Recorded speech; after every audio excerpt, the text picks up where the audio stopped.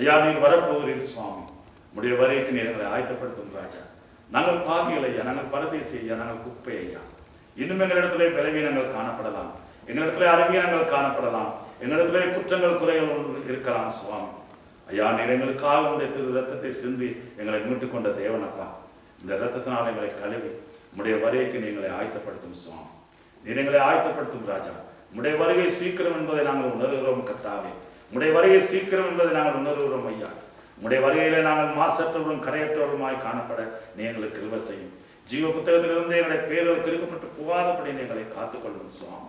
உடைய வருகையிலே ஆண்டவரே, நாங்கள் எல்லாரும் உடைய பிள்ளைகளாக உடைய ராஜ்யத்துக்கு மகிமையாக இதோ நாங்கள் எதிர்பார்த்த தேவன் என்று நாங்கள் உம்மோடு சேர்த்து கொள்ள எங்களுக்கு கிருபை செய்யும். வந்த ஒவ்வொருவரையும் ஆசீர்வதியும், பார்த்து கொண்டு கேட்டுக்கொண்டிருக்கிற ஒவ்வொருவரையும் ஆசீர்வதியும்.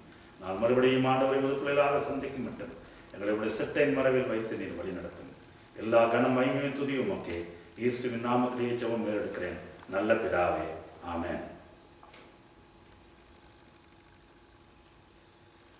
கர்த்தருக்கு ஸ்தோத்திரம்.